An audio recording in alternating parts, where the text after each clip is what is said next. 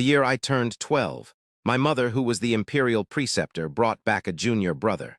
Just because he expressed his envy, she changed my birthday banquet into his welcome banquet. Just because he casually mentioned he had never lived a good life, my mother gave my clothes, my room, and my rewards all to him. In the end, just because he said he was an orphan, she even forbade me from ever calling her mother again. Even my Lifebound Cauldron became a container for his miscellaneous junk. When I made a fuss, my mother slapped me so hard I was sent flying. "Haven't I given you enough? You are too selfish to even yield this little thing to your junior brother." Even the princess, who had once shared a mutual affection with me, favored him more, telling me to stop bullying him as she chased after him all day. Later, I stopped arguing. Yet the junior brother claimed I mocked him for being a mere mortal unworthy of entering the pavilion of heavenly mysteries.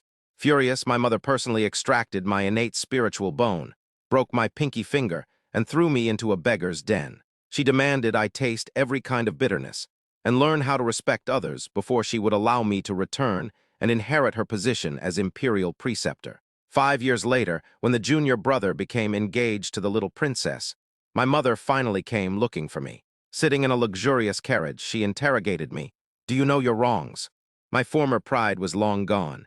"Rest assured, Lord Imperial Preceptor, Kangju knows his wrongs." She didn't know that cold poison had seeped into my body.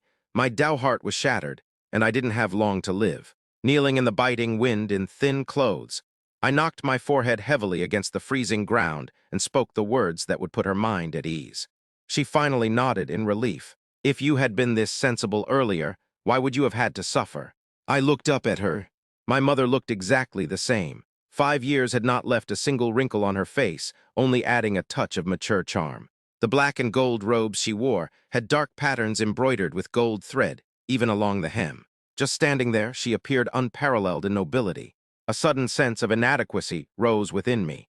I tugged at the hem of my blackened, discolored clothes and the sleeves that barely covered my arms, echoing her words.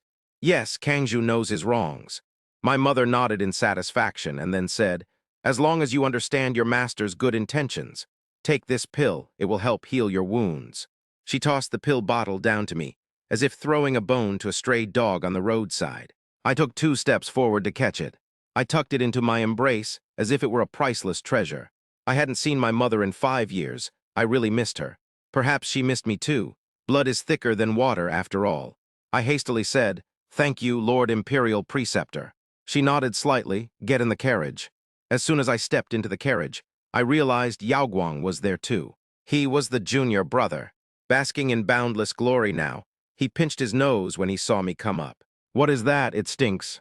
My face paled. I looked at my mother. She was frowning too. Immediately after, Yaoguang began to cough uncontrollably until his face turned red. My mother anxiously patted his chest. "You were fine just a moment ago. How did this suddenly happen?" As if realizing something, she turned to glare at me furiously. "Did you do something to Yaoguang? You dirty-handed wretch. It's been 5 years and you still haven't learned how to be human." I shook my head at a loss. I was a cripple now. How could I possibly harm Yaoguang right under my mother's nose? As he continued to cough, my mother kicked me squarely in the chest, sending me flying out of the carriage. I crashed to the ground, my internal organs burning with excruciating pain. The pill bottle I had just been clutching rolled onto the ground. Only then did Yaoguang say, "Master, I'm fine. It's just that my constitution is too weak." The smell on senior brother made my chest feel tight. Hearing this, my mother cast a ruthless glare at me. I looked up, feeling nothing but an icy chill in the depths of my eyes. Then I heard my mother say mercilessly, "In that case, walk back behind the carriage." With that, the carriage passed by me without a shred of pity. My mother had probably forgotten. I was plagued by cold poison and dying. My spiritual bone had been ripped out by her own hands. My Tao heart was shattered with no hope of recovery, and there wasn't a single part of my body that was intact. Before being kicked out of the pavilion of heavenly mysteries, I had caused Yaoguang to weep endlessly just by calling her mother. He had cried about being a helpless orphan with no parents. For that, she whipped me 30 times and soaked me in a specially made medicinal bath for 3 whole days. It lasted until my flesh festered, my skin turning white and swollen. She said I had ulterior motives and just wanted to make Yaoguang feel sad. She also ordered that I was never allowed to call her mother again. I didn't understand. I was her biological son, so why was it forbidden? But I didn't ask. I knew asking wouldn't give me an answer. That was when I learned to shut my mouth. The carriage wheels crushed the pill from earlier. I lowered my eyes for a moment, then slowly scooped up the crushed pill. Mixed with a taste of dirt, it was so incredibly bitter. But I had no tears left to shed. I had cried them all out long ago. I could only drag my broken body behind the carriage. It didn't matter if she treated me coldly or abandoned me. I wasn't going to live much longer anyway. The Pavilion of Heavenly Mysteries belonged to the royal palace, responsible for refining pills to help the emperor and his concubines prolong their lives and maintain their youth. It took me a whole day of walking to crawl to the gates at nightfall. Looking at the familiar crimson doors, I felt a moment of daze. I grew up behind these doors, and I was thrown out of them on a rainy night. My biological mother had stood there holding an umbrella, looking down at me from above. Yao Guang is kind-hearted. He begged me to only take your spiritual bone and break your pinky finger. You must remember that you still have these hands because of Yao Guang. At that time, Princess Li Huaren, who used to love me, buried her face in Yao Guang's chest, saying she dared not watch such a bloody scene. Yao Guang comforted her softly, his eyes full of provocation as he looked at me. It was as if he were saying, "Look, the two women you care about most both favor me." In the pouring rain, I couldn't tell if the night was colder or if my heart was. I gathered my thoughts and stepped forward to knock. After a long time, the door was opened just a crack like an act of charity. Seeing the person, I said slowly, "Junior brother Chen." Before I could finish, Chen Chong swung the door open. "Get in here, you bad luck." I shut my mouth and followed him inside. The furnishings inside the pavilion were still so familiar, but the people had changed. Chen Chong pointed to a dilapidated, drafty room. "Master ordered you to stay here for now. We'll change your room in a couple of days." I nodded and walked over. Suddenly, Chen Chong kicked me from behind. I fell heavily to the ground, his unrestrained laughter echoing behind me. At first, I didn't believe the famous, high and mighty senior brother Kangju had become a piece of trash. "Seeing you now, you're a complete coward." I climbed up from the ground, ignoring him. Chen Chong wasn't satisfied. "Hey, weren't you so arrogant before?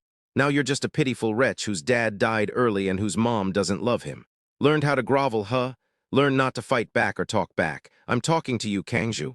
Are you deaf?" Finding no fun in it, Chen Chong spat and left. I lay in a pile of straw, wiping my face. Looking at myself now, he was right.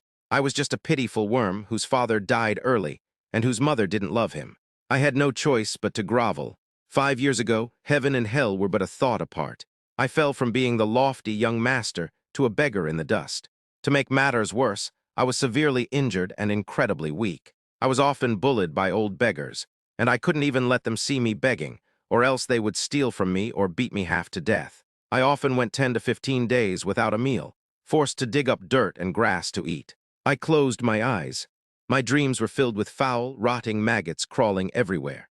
I frantically scrambled to run, but at the end of the sunlight, I saw my mother holding Yao Guang in her arms. I desperately tried to explain, "I am your son," but she didn't listen at all, watching with a smile as Yao Guang pierced me with a sword. The pain flared in the dream, as noise blended with reality.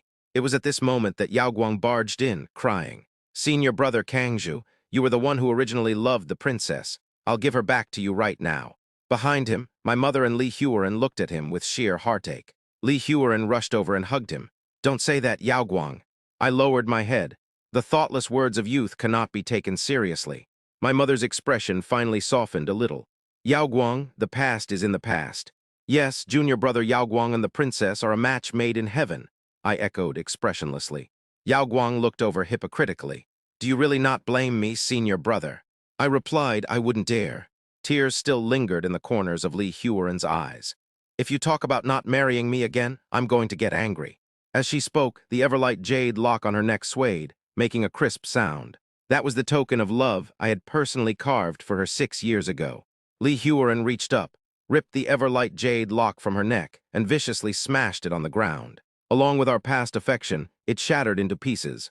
The two of them left side by side. Only when she reached the door did my mother offer me a glance. "It seems 5 years away has taught you to be obedient. I promise you, as long as Yao Guang's wedding banquet proceeds smoothly tomorrow, I will personally refine pills to heal your wounds." I kept my head down until the room sank into silence again. So my mother knew I was injured. She just pretended not to know, or perhaps to her, it simply wasn't important. I agreed softly, wanting very much to tell her that I couldn't wait that long. My time of death. On the day of the wedding, my mother coldly ordered someone to pull me up to bathe and dress me. Yao Guang said he wanted you to see him get married with your own eyes. Watch today, so you can finally drop your delusions about the princess. The clothes were brand new, and my body was warm. But I knew Yao Guang harbored ill intentions. Sure enough, as soon as I arrived at the banquet hall, Yao Guang walked over. Dressed in incredibly festive red attire, he leaned close to my ear, whispering like a demon, "Senior brother Kangju, do you want to know why your mother prefers and trusts me over you?"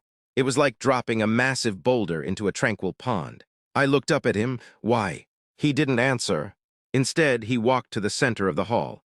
I clenched my fists, gritting my teeth as I looked at his back. Yao Guang had ulterior motives, and I originally wanted to ignore him, but this was precisely what I cared about most. I also desperately wanted to know why. Even though I was her biological son, she treated me this way. But I knew if I asked here, I definitely wouldn't get an answer. Yet Yao Guang refused to let me go. After bowing to the elders and drinking wine in front of all the guests, I stood right beside him. He turned slightly toward me, using a voice only the two of us could hear. "Because I am the only bloodline left behind by your mother's childhood sweetheart. Did you know? The day your father died, she couldn't make it back because she was keeping my father and me company. After that old geezer father of yours died, she put all her focus on taking care of my father and me." In an instant, blood rushed to my head. I stared at Yao Guang in sheer disbelief. His face was full of mockery, as if saying, "Look, you and your father are both unloved trash. My father passed away from illness when I was 6. Before that, our family was incredibly happy. My father was the pavilion master, frequently entering and leaving the imperial palace. After his death, my mother was forced to take up the heavy burden. I always wanted to grow up faster to share her worries. I never expected that abandonment would arrive before I could even grow up. No wonder I always felt a barrier between my mother and me when we interacted. When I was young, I didn't understand what that barrier was. It wasn't until Yao Guang appeared that I realized what true care looked like. I knocked over my wine cup, drew the sword from the person next to me, and slashed the corner of his eye. "I'll kill you." The next second, my mother took a large stride forward, shielding Yao Guang. She was furious. "What are you doing, you rebellious son? Today is Yao Guang and the princess's wedding day, and you dare to hurt him." I gritted my teeth, staring at her. "Who is Yao Guang's father?" She probably didn't expect me to ask this question. Her face turned livid. "Apologize to Yao Guang.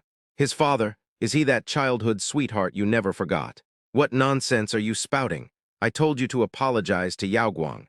Yao Guang's face was pale. "It's fine, master. Senior brother Kangju probably didn't mean it." Seeing Yao Guang being so sensible made my mother even angrier.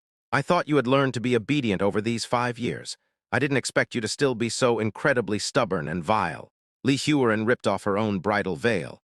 "Kangju, you dare ruin my wedding." Tied around her snow-white wrist was a red string. I had personally tied it for her when we exchanged our vows of love. Fresh blood dripped onto the red carpet. Beneath the red silk and satin, I suddenly remembered that a long time ago, my mother used to love me too. The first time I refined a high-grade appearance-preserving pill, my father was bedridden. She hugged me joyfully, saying, "My son, the heavens have not abandoned our pavilion. To think we were blessed with an innate spiritual bone." I remembered my father's tears of relief and comfort before he died. I remembered the tenderness when my mother personally draped a scarf over me, telling me to return safely, saying she would cherish me as her very life. I remembered the sachet filled with osmanthus flowers that Li Huaren shoved into my hands when I left the royal estate after presenting a pill. Blushing, she spoke so fast, vowing she would marry no one but me. The playful words of youth had all amounted to nothing. I spat out a mouthful of blood, completely resigning myself. "You're lying." "Because I injured the corner of Yao Guang's eye. My mother ordered someone to gouge out my eyes while I was still alive. Like throwing away trash, I was tossed into the woodshed. Compared to 5 years ago, my heart was now truly dead. As night fell, the cold poison in my body made me feel twice as cold as an ordinary person. I curled up in the corner, trying to find the last bit of warmth in the cracks of the wall, just as I had once begged my mother for the last drop of maternal love. The door was pushed open, and I felt the faint warmth of a candle flame. The silhouette stood at the door for a long time before my mother let out a faint sigh. "Why do you harbor such envy and hatred toward Yao Guang? If you could just be a bit more sensible, how would you have ended up like this?" I said, "If I told you that I never did a single one of those things, bullying or cursing Yao Guang in the past. Would you believe me? Yao Guang does not lie. Listening to her absolute answer, I chuckled softly. You see, we are the ones who share the same blood, yet you trust him more. My mother took 2 steps forward. Do you hate me? I answered a different question. You wronged my father. The pavilion of heavenly mysteries, which my father built from scratch, and my mother, whom he saved from among the refugees, had now both fallen into the hands of an outsider. My mother didn't back down either. If your father were still alive, he would feel ashamed to have a son like you. Hethy. Not long after my mother left, the door was pushed open again. Staring with hollow eye sockets, I guessed who the visitor was. Yao Guang, what are you doing here? Holding the candle, Yao Guang crouched beside me. Tusk, tusk, tusk. Senior brother Kangju, look at what you've done to yourself, getting yourself into such a pathetic state. I retorted, isn't this exactly the result you wanted? Yao Guang said, you probably don't know yet, senior brother. The innate spiritual bone that Master took from you 5 years ago has already been refined into a pill and fed into my mouth. I will inherit your mother, your spiritual bone, your wife, and of course, I will take over the pavilion of heavenly mysteries for you. The sound of a zither drifted over from afar, accompanied by Li Huaren's bell-like laughter. Yao Guang still refused to let me off. Huaren is pregnant. Between my child with her and you, who do you think Master will dote on more? Was there even a need to ask? I curled my lips into a cold sneer. I ignored him, but Yao Guang wasn't annoyed. He slowly used the candlelight to take in my wretched state entirely. He had always been this calculating. 5 years, he finally got what he wanted. When you were driven out of the pavilion 5 years ago, I begged Master to leave your hands. Now, it's time you return them to me. Even if you take these hands, you'll never be able to refine high-grade pills. Yao Guang produced a dagger and approached me with a grin. You should recognize this dagger. Huaren gave it to me. She said the gem on it was a gift from you. I sneered endlessly in my heart. It wasn't just the gem. I had personally forged the entire dagger. And now it was going to personally take my hands. He, senior brother Kangju. How does it feel to have your hands taken by the very dagger you forged? Intense agony struck my hands, and I couldn't even manage to scream. The moment I closed my eyes, the scenes of my life flashed by like a fleeting montage. This time my death had truly come. Mother, you gave me this life. Now I return it in full. In this life, I have repaid the debt of birth. In the next life, we will be strangers. 3 days later, my mother finally remembered she had a blind son. She sent someone to check, but to their horror, the person was scared out of their wits and fled frantically to the main hall. Bad news, Pavilion Master. Senior brother Kangju. Senior brother Kangju is dead. That person's scream didn't just scare my mother. It also scared me floating in midair. Perhaps because I died so unjustly, after my death, my corpse rotted in the woodshed while my soul became bound to my mother. Over these 3 days, I watched as my mother showered Yao Guang with meticulous warmth and care, occasionally bringing me up just to compare. The phrase my mother said the most was, if Kangju had even half of your. My heart felt incredibly sour, and my phantom eyes burned. It was sour because, in my mother's heart, I would never compare to Yao Guang. I wanted to cry because she actually knew how to love a child. It was just never directed at me. My mother was tailoring new clothes for Yao Guang when the scream startled her, making her scissors slip an inch. What nonsense are you spouting? Do you want to ruin Yao Guang and Huaren's wedding a second time? My mother didn't believe the person's words, rebuking him with a displeased face. The man crawled in. No. Yao Guang spoke up first. It seems senior brother Kangju is still angry. Master, maybe we shouldn't hold the make-up wedding banquet. As long as Huaren and I love each other, that's enough. My mother frowned. How can we do that? I absolutely cannot let you and Huaren suffer grievances because of him. With just a few words, he turned my death into a calculating lie I spun.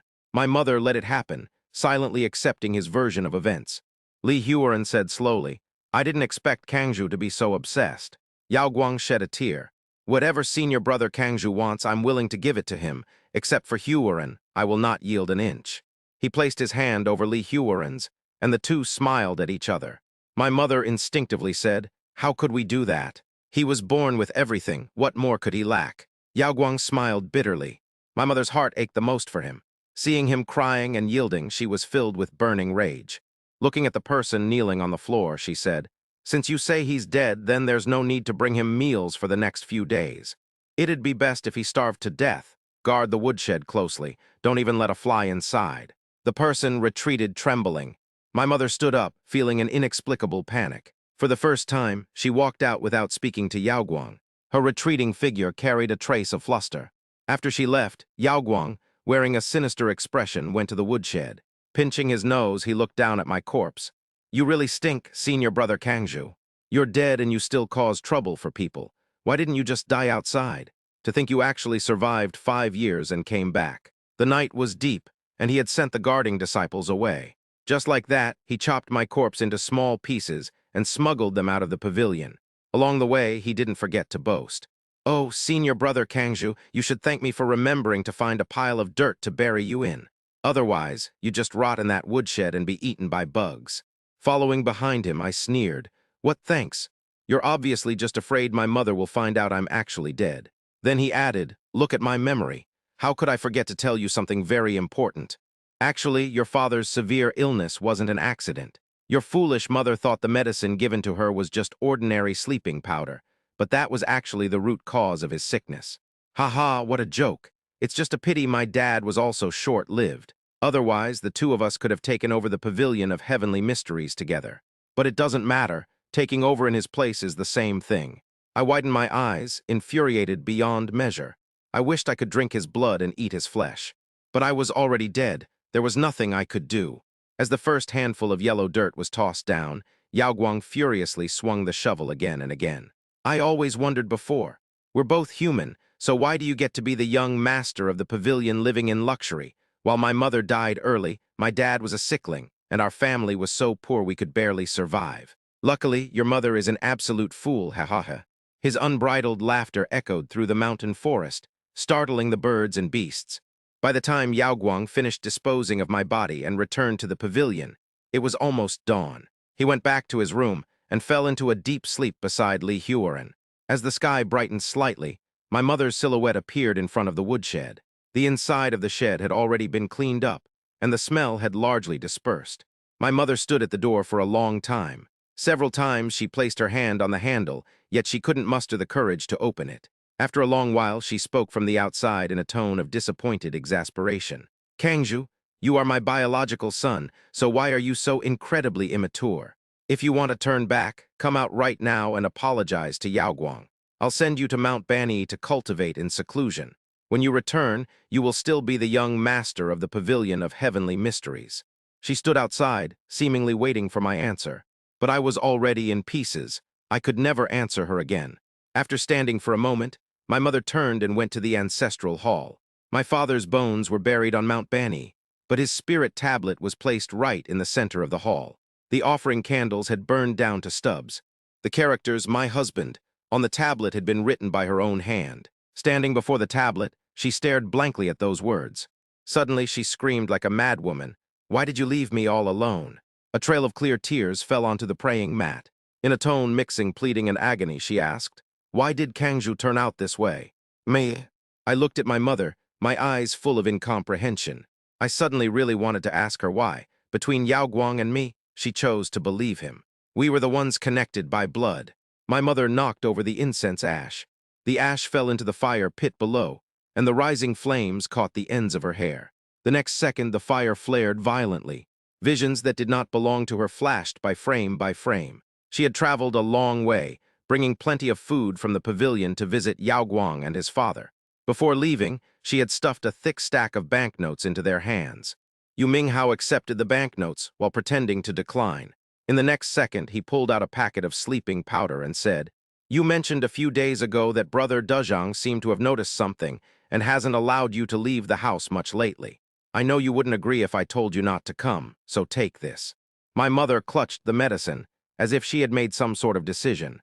But after she left, Yao Guang walked out of the house laughing wildly. "That woman is truly stupid.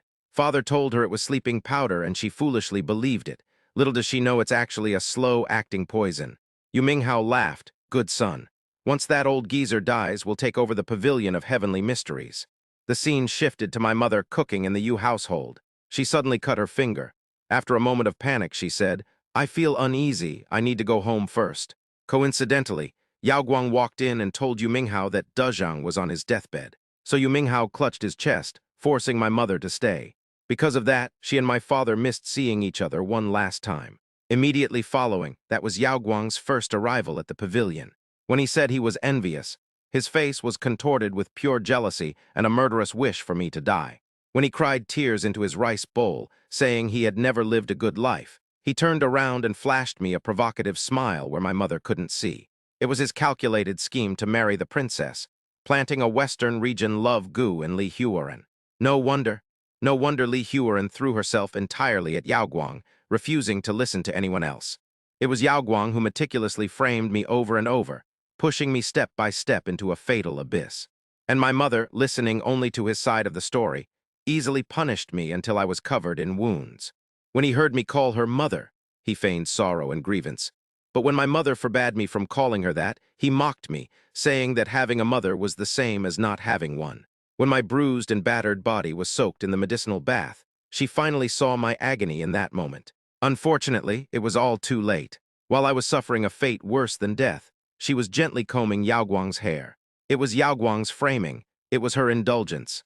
It was her absolute ruthlessness when ripping out my spiritual bone, the agonizing pain when she snapped my pinky finger. It was the mockery and the framing. It was his pretense in the woodshed, his deliberate provocation at the wedding banquet. Everything flashed by like a passing dream. By the end of it, my mother was sobbing uncontrollably. Then came the moment Yao Guang viciously chopped off my hands, blood pouring out endlessly. My mother covered her mouth, staring at the scene in sheer disbelief. Finally, the vision froze on my dismembered corpse lying in a dirt pit. My mother took half a step back, muttering, "Kangju, my son." She turned rapidly and kicked open the woodshed she had just been deliberating over. The bloodstains on the ground had dried. Before her tears could fall, new wounds had replaced the old. She hastily grabbed a horse and galloped madly toward the place where Yao Guang had buried my bones. It wasn't until she personally dug my body parts out of the fresh dirt that she realized I was truly dead. Died a tragic, agonizing death. My death meant that the terrifying faces flashing through those countless visions were all real. All those things were the doing of Yu Minghao and his son. Yet, unfortunately, she herself was an accomplice. She had hastened the deaths of her husband and her son. She finally understood that her husband and her son had been killed by her own hands. She collapsed to the ground, crying like a child. Yao Guang, still fast asleep, had no idea that everything he had done had been exposed. He was holding Li Huaren, dreaming of inheriting the pavilion. A cold glint flashed, and Yao Guang abruptly opened his eyes from his dream. What he saw was my mother's bloodshot eyes. "Yao Guang, tell me, did Kangju ever say that you didn't deserve to stay in the pavilion?" Warning bells rang in Yao Guang's mind. Looking at the sword in my mother's hand, he forced himself to stay calm. Why is Master suddenly asking this, when senior brother Kangju said that your disciple felt so hurt and sad? "You're lying," my mother interrupted, the blade already pressing against his neck. "Kangju never targeted you, did he?" "Speak." My mother suddenly raised her voice. Lightning flashed and thunder crashed outside the window. The pale light illuminated my mother's face, making her look like a vengeful ghost. Li Huaren woke up at that exact moment and let out a piercing scream at the sight. 5 years ago, my mother's expression had been exactly the same as today. Only back then, she had come to interrogate me for Yao Guang's sake. She personally ripped out my spiritual bone, snapped my pinky, and abandoned me in a beggar's den to fend for myself. The pavilion's main hall. The last time an interrogation occurred here, it was over a sentence I had never spoken. But this time, the person kneeling below was Yao Guang.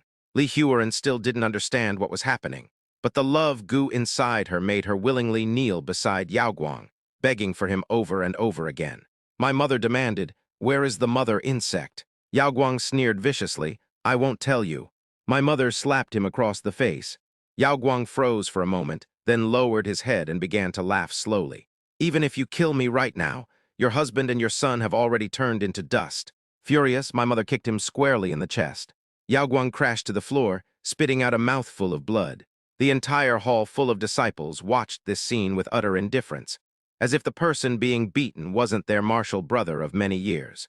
Just like me back then, not a single person dared to step forward to plead for mercy.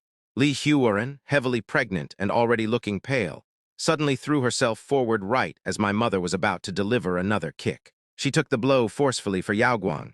Yao Guang froze in place, hurriedly pulling Li Huaren into his arms. Blood had already seeped out from beneath her, the large pool of crimson blooming under her like a flower. For the first time, Yao Guang shed genuine tears. It seemed he actually had a sliver of true feelings for Li Huaren. It made sense. After planting the love goo, Li Huaren had thrown herself entirely at him, completely devoted to him. Any human would be moved by that. My mother also rushed forward to support Li Huaren, forcefully shoving Yao Guang away. Get lost. Get a doctor immediately, hurry. Yao Guang fell to the side, staring coldly at my mother. You already doted on me so much, so why wouldn't you give me that idiot Kangju's spiritual bone? I thought you genuinely treated me as your child. I thought I had finally gained a mother's love. But why? Why did you refuse to give it to me? I stood there stunned. So my spiritual bone wasn't given to Yao Guang. He roared hoarsely. Did you prepare it from the start, waiting to give it back to him once he returned? My mother said, you were too greedy. The spiritual bone originally belonged to Kangju. She claimed it originally belonged to me. Yet she still stripped everything from my body. Even if she retained a tiny shred of goodwill, it could not offset my 5 years of suffering in the wind and frost. I had paid for the grace of birth with my life. From here on, we owed each other nothing. Yao Guang laughed. I'll make all of you be buried with me. He suddenly pulled out a signal fire from his pocket.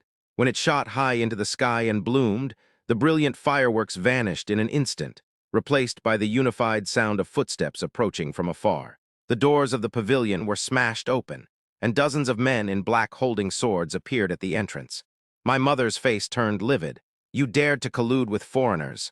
But before Yao Guang could revel in his triumph, my mother blew into the jade bone whistle she had always worn around her neck. In a flash, dozens of elite black-clad guards soared through the air. This was the final trump card my father had left her.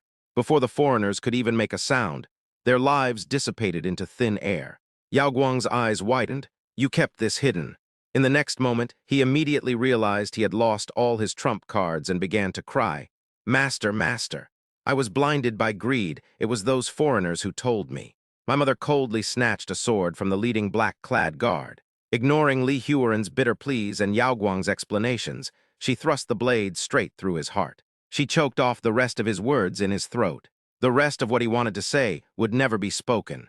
The moment Yao Guang died, Li Huaren suddenly felt an agonizing pain in her chest, and the goo insect inside her abruptly exploded and died. Memories of our past affection flooded into her mind. Li Huaren forcefully spat out a mouthful of blood as she remembered everything. She clutched the sachet filled with osmanthus flowers, smiling bitterly. Even though the flowers inside had withered and lost their fragrance, she still held it under her nose like a precious treasure. As if the faintest lingering scent could bring her back to the happy times she spent with me 5 years ago. But everything had flowed away like water, never to return. Caressing her slightly swollen belly, Li Huaren's eyes turned ruthless. She suddenly grabbed a fallen sword from the ground and plunged it into her own stomach. The crowd watched in terror as blood pooled on the ground. Holding a red string in her hand, a faint smile hung on Li Huaren's lips. Brother Kangju, I am coming to find you. I watched as my mother stepped over Yao Guang's corpse and the floor covered in bones, walking toward the door. Looking toward the rising dawn, she laughed wildly. Heavens, what a cruel twist of fate. She had once possessed every happiness, a husband who cherished her, a clever son. But because of the instigation and framing by Yu Minghao and his son, and because of her own sheer foolishness, she not only buried her husband, but also destroyed her son who had a boundless future. In the end, the pavilion of heavenly mysteries existed only in name. She knelt on the ground, wanting to repent, but the countless sins she had committed in the past could no longer be washed away. She had to swallow the bitter fruit of the seeds she had personally sown. In the end, she merely turned around and said to the disciples behind her, Disperse, all of you. From now on, there is no more pavilion of heavenly mysteries in this world, nor is there a Shen Kingru. Handing everything over to the eldest disciple, my mother stumbled away, snapping an osmanthus branch by the door as she left. I had grown up beneath that very osmanthus tree. I used to frequently pluck its flowers, asking my mother to make osmanthus cakes for me. I also often broke off a branch to practice my swordplay. My father would stand by, teasing me that my moves looked like nothing at all. The osmanthus flowers rustled, carrying waves of faint fragrance, but the past could never return. Swinging the osmanthus branch in her hand, my mother walked all the way to Mount Bani. I followed behind her, listening to her tirelessly chant my name over and over again. It wasn't until my spiritual bone reappeared before my eyes that I felt the phantom agony of my bone being ripped from my body once more. My mother reached out blankly. The moment her fingertips touched the spiritual bone, a beam of golden light suddenly bloomed in the distant sky. I heard a faraway voice calling out to me. I also heard my mother's final whisper. "Husband Kangju, I have come to join you in death." Watching Shen Qingru breathe her last before my eyes, the cold wind blew, and I suddenly realized my face was covered in tears. Turning around, I saw a figure standing behind me, holding a white jade vase. A light veil covered her hair, and a drop of red marked the center of her brow. She looked at me. "Are you Kangju?" I replied, "I am." She smiled softly, radiating tenderness and compassion. "Come with me." Ascending to become an immortal was actually real.